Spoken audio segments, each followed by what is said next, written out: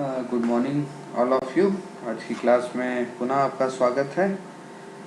Last class में हमने project planning के बारे में देखा था और कौन कौन सा एलिमेंट है जो प्रोजेक्ट प्लानिंग को अफेक्ट करते हैं उनके बारे में भी हमने देखा था। आज की जो हमारी क्लास है उसमें हम जो डिस्कस करेंगे वह है मार्केटिंग। मार्केटिंग से आप सभी समझते हैं, सभी बाज़ार जाते हैं, बाज़ारों में चीज़ों को ख़रीदते हैं, ठीक है। विंडो शॉपिंग भी करते हैं, मॉल जाते हैं, आप सारी चीज़ों को देखते हैं प्राइस टैग के साथ, जो आपके बजट में है, जो आपको पसंद आती है आप उसे ख़रीदते हैं। इसके अलावा आपको ऑनलाइन मार्केटिंग की भी फैसिलिटी उपलब्ध है। फ्लिपकार्ट, अमेजॉन और बहुत सारे ऐसे साइट्स है जहाँ पे आपको ऑनलाइन मार्केटिंग आप कर सकते हो। तो वहाँ पे आप चीज़ों को अपने हिसाब से एनालाइज करते हो और उनके अपनी सुविधा के हिसाब से आप उन चीज़ों को ख़रीदते हो। तो यहाँ पे मार्केटिंग क्या है इसके बारे में हम यहाँ पर थोड़ा सा देखेंगे। तो आज का जो हमारा टॉपिक स्टार्ट करते हैं वो है मार्केटिंग। मार्केटिंग क्या है? तो उद्योगों को बनाए उद्योगों को या उद्योगों में बनाए गए उत्पादों को बाजार में बिकवाने के लिए की जाने वाली सभी व्यवस्थाओं और प्रक्रियाओं के योग को मार्केटिंग कहते हैं। मतलब जो भी इंडस्ट्री में प्रोडक्ट बन रहे हैं उन प्रोडक्ट को ह्यूमन तक पहुंचाने के लिए या सेल करने के लिए, मार्केट में सेल करने के लिए की जाने वाले सभी अरेंजमेंट और जो प्रोसेस हैं उनका जो समेशन है उसे हम क्या कहते हैं? मार्केटिंग या विपणन कहते हैं। विपणन या मार्केटिंग एक ऐसी प्रक्रिया है जो किसी फर्म द्वारा ऐसी व्यूह रचनाओं का निर्माण एवं लागू करने के लिए की जाती है जो कि उत्पाद विकास, वितरण, संवर्धन, मूल्यांकन आदि में सहायक होती है। इसके अंतर्गत विशिष्ट प्रकार के ग्राहकों की संतुष्टि पर ही बल दिया जाता है। इसके अनुसार किसी भी व्यवसाय का मूलभूत उद्देश्य लाभ कमाना होता है। यहाँ पे जो मार्केटिंग है, मार्केटिंग मतलब एक ऐसा प्रोसेस है, एक ऐसी प्रक्रिया है जो किसी भी फर्म, किसी भी इंस्टीट्यूट के द्वारा ऐसे स्ट्रैटेजी क्रिएट किया जाता है जिससे कि उनके द्वारा जो भी प्रोडक्ट बनाया जा रहा है उसे ज़्यादा से ज़्यादा सेल किया जा सके। तो यहाँ पर जो भी प्रोडक्ट है उसके प्रोडक्शन को डेवलप करना, ठीक है, उसका डिस्ट्रीब्यूशन करना, उसको संवर्धन करना, फिर मूल्यांकन करना आदि, ये सारी चीज़ें इसमें जुड़ी होती हैं। तो यहाँ पर विशिष्ट प्रकार के ग्राहकों की संतुष्टि पर बल दिया जाता है। साथ ही साथ किसी भी व्यवसाय का जो मूलभूत उद्देश्य है वो लाभ कमाना है। तो यहाँ पे मार्केटिंग के संदर्भ में जो विचारक हैं उन्होंने अपने कुछ विचार दिए हैं। तो पॉल मेजर के अनुसार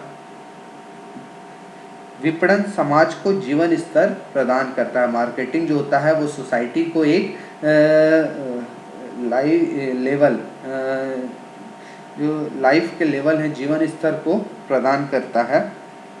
ये पॉल मजूर के अनुसार है। उसी प्रकार फिलिप कोटलर जो हैं उनके अनुसार यदि हम देखें कि वो किस प्रकार से मार्केटिंग को डिफाइन करते हैं, तो फिलिप कोटलर के अनुसार मार्केटिंग एक सामाजिक प्रक्रिया है जिसके अंतर्गत दूसरों के साथ उत्पादों और मूल्य के सृजन में विनिमय द्वारा व्यक्ति और समूह अपनी आवश्यकताओं और इच्छाओं को पूरा करते हैं।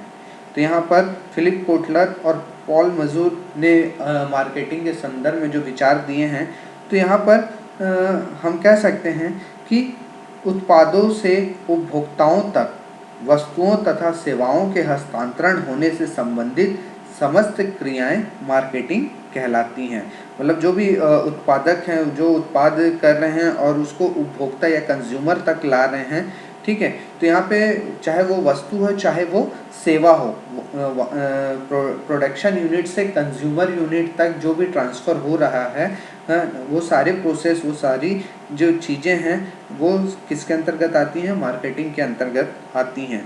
तो उत्पादित वस्तुओं को उत्पादकों से उपभोक्ताओं तक पहुंचाना ही मार्केटिंग का प्रमुख कार्य है।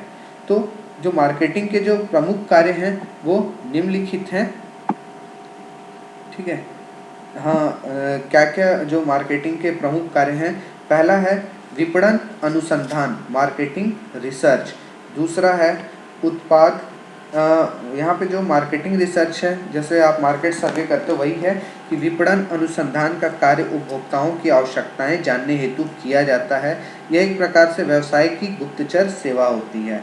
दूसरा है उत्पाद का नियोजन एवं विकास, तो उपभोक्ताओं के लिए उत्पाद का अपना विशेष महत्व होता है, अतः उद्यमी के लिए यह आवश्यक है कि वह अपने उत्पाद में उपभोक्ताओं की आवश्यकता के अनुरूप सुधार करे।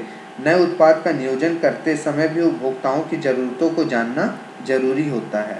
तीसरा है क्रय एवं भंडारण, तो उपभोक्ताओं की आवश्यकता जानने के पश्चात मार्केटिंग डिपार्टमेंट, सेल डिपार्टमेंट एवं उत्पाद विभाग को अमुक वस्तुओं का उत्पादन करने की सलाह देता है। यदि इकाई का सर्वे सर्वा स्वयं उद्यमी ही है तो भी वह उपभोक्ताओं की पसंद जानने के बाद ही कच्चे माल का क्रय करता है। नेक्स्ट है सेल्स, विक्रय। तो विक्रय मार्केटिंग का एक महत्वपूर्ण कार्य है। विक्रय संवर्धन हेतु उद्यमी को अनेकों प्रयास करने पड़ते हैं। वह विज्ञापन एवं विभिन्न प्रतियोगिताओं के माध्यम से बिक्री बढ़ाने हेतु सदैव प्रयासरत रहता है।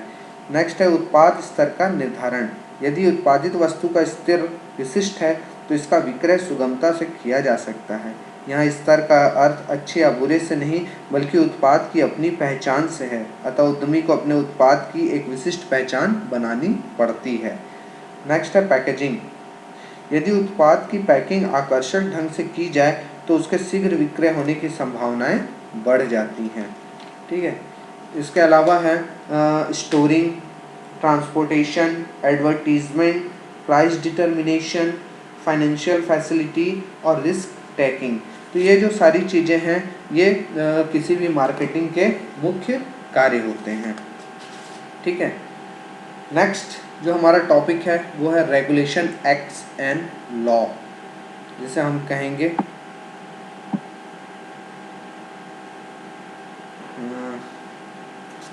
यहाँ पर रेगुलेशन, एक्ट्स एंड लॉज क्या क्या हैं इसके बारे में हम देखेंगे कि भारत में श्रम कानून के अंतर्गत लघु उद्योगों से संबंधित जो डिफरेंट टाइप के अधिनियम हैं, रेगुलेशन हैं, एक्ट्स हैं, लॉज हैं, इसके बारे में हम देखेंगे। तो हम स्टार्ट करते हैं रेगुलेशन, एक्ट्स एंड लॉज। तो उद्यमी को अपने प्रस्तावित उपक्रम के संबंध में विभिन्न अधिनियमों के प्रावधानों को समझना तथा उसका पालन करना होता है। अनेकों नियम कानून द्वारा प्रभावी किए गए हैं। यह नियम विधान तथा अधिनियमों में उपलब्ध हैं, कानून सरकार द्वारा लागू किए गए हैं। तो यहाँ पे रेगुलेशन, एक्ट्स और लॉज में उद्यमी को अपने प्रस्तावित उपक्रम के संबंध में विभिन्न अधिनियमों के प्रावधानों को समझना तथा उसका पालन करना होता है। अनेकों नियम कानून द्वारा प्रभावी किए गए हैं। यह नियम विधान तथा अधिनियमों में उपलब्ध हैं, कानून सरकार द्वारा लागू किए गए हैं।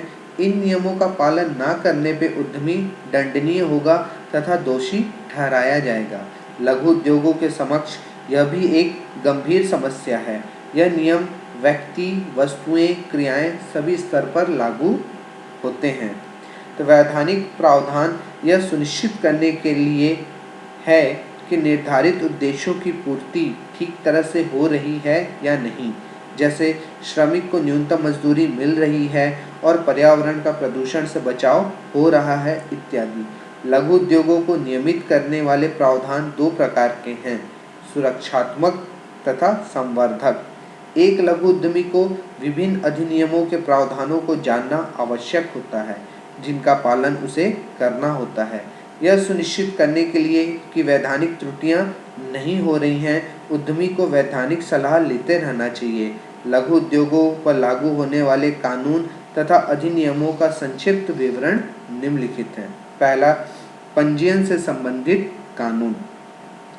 तो औद्योगिक विकास एवं नियमन अधिनियम 1951 में उद्योगों को लाइसेंसिंग नीति का प्रावधान है। इसके अनुसार केंद्र सरकार उन आवश्यकताओं का उल्लेख कर सकती है जिनकी पूर्ति लघु उद्योगों को करनी चाहिए। केंद्र सरकार विभिन्न आधारों पर लघु उद्योगों को परिभाषित कर सकती है, जैसे स्थायी परिसंपत्तियों का विनियोग, दूसरा स्वामित्व की प्रकृति, तीसरा नियोजित श्रमिकों की संख्या, चौथा उत्पाद की प्रकृति, लागत तथा गुणवत्ता। यह अधिनियम औद्योगिक लाइसेंसिंग प्रणाली को नियमित करता है। दूसरा है इसमें श्रम कानून। श्रम कानूनों की एक लंबी सूची है जो कि लघु उपक्रमों को नियमित करते हैं। ये श्रमिक के सभी क्रियाकलापों एवं कार्य दशाओं पर प्रभावी हैं। इनमें से कुछ नियम लघु उद्योगों के समक्ष समस्या उत्पन्न करते हैं। ऐसे कुछ प्रावधान निम्नलिखित हैं, जिसमें है पहला कारखाना अधिनियम। इनमें कारखानों का पंजीयन एवं लाइसेंसिंग कार्य के घंटों, स्वास्थ्य सुरक्षा तथा कल्याण के उपाय, स्त्रियों तथा किशोरों को रोजगार, वार्षिक अवकाश, जोखिमपूर्ण कार्य आदि से संबंधित प्रावधान हैं। यह अधिनियम श्रमिक की न्यूनतम आयु निश्चित करता है। दूसरा है इसमें आयकर अधिनियम। यह अधिनियम कम महत्व वाले लघु उद्योगों को तो आयकर में रियायत प्रदान करता है, पर अन्य लघु उद्योगों को कोई छूट नहीं देता है। तीसरा है इसमें औद्योगिक रोजगार अधिनियम। यह अधिनियम अवकाश, छुट्टियां, अनुशासनात्मक कार्यवाही, भर्ती इत्यादि के संबंध में नियोजक एवं श्रमिकों के अधिकारों एवं दायित्वों की व्याख्या करता है। यह अधिनियम उन सभी स्थापनाओं जिनमें 100 या अधिक व्यक्ति कार्यरत हैं उनके लिए स्थायी आदेश जारी करने के प्रावधान भी करता है। चौथा है उसमें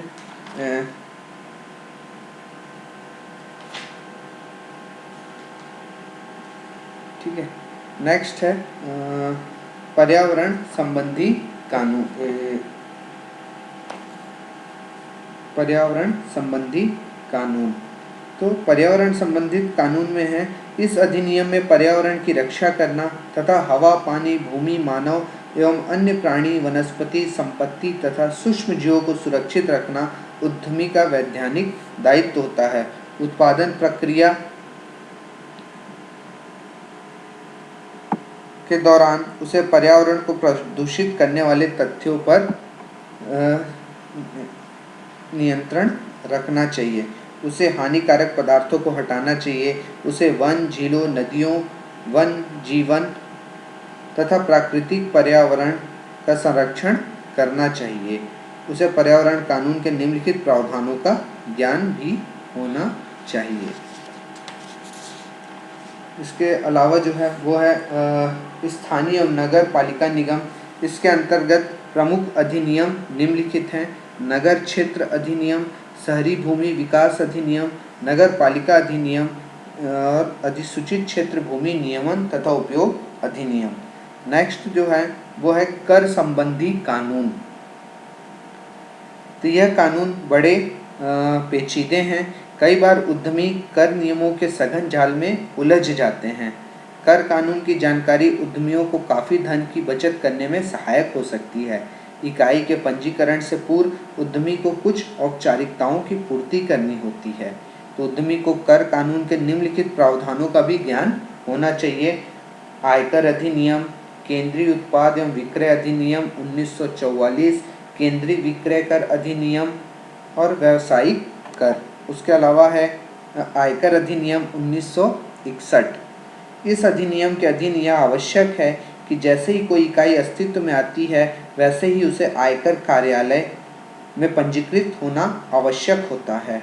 आवेदन पत्र जमा करते समय अनेक दस्तावेज भरने होते हैं।